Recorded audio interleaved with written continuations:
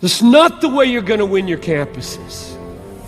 Dressing the coolest, driving the coolest, typing on the coolest. It's not going to get any praise for the suffering Christ.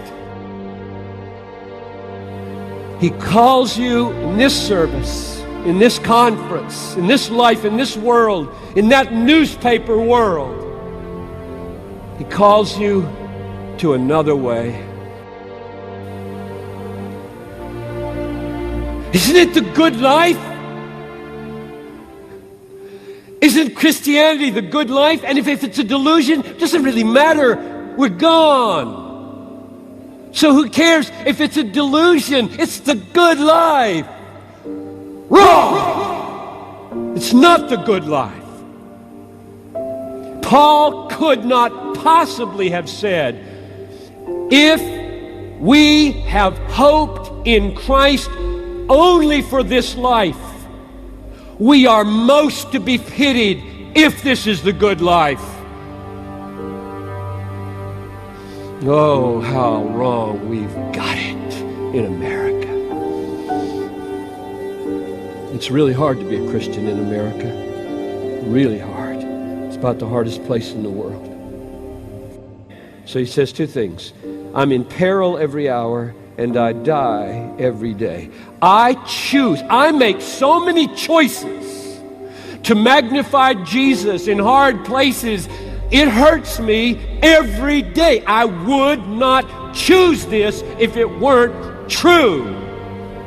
If I couldn't expect a resurrection from the dead, where everything would be paid back to me 1,000-fold that I have laid down in the service of Jesus, I wouldn't go this way. Christ died for millions of people all over the world, people on your campus, people in the unreached peoples of the world. Their debt has been paid, and they don't know it. They can't taste it. They can't feel it. They can't sing that song. I thank you for the cross, my friend. I thank you for the cross. There's something missing in this suffering. It's not showing up. It's not showing up in 639 unreached people groups, over 100,000 in population, that have zero testimony from the people in this room or me.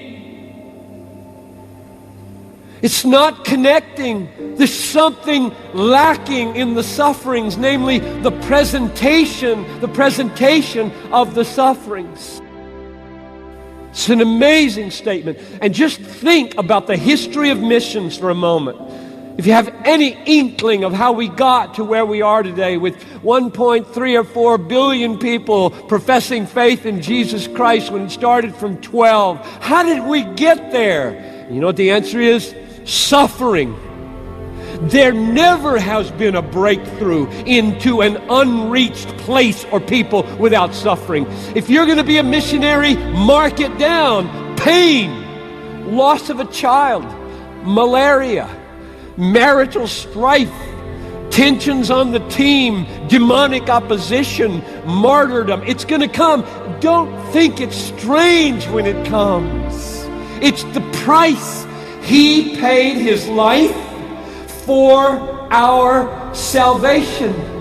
We join him in that suffering to display the nature of it. How are they going to see how satisfying he is in us if we look like it's the computer toy that is really satisfying?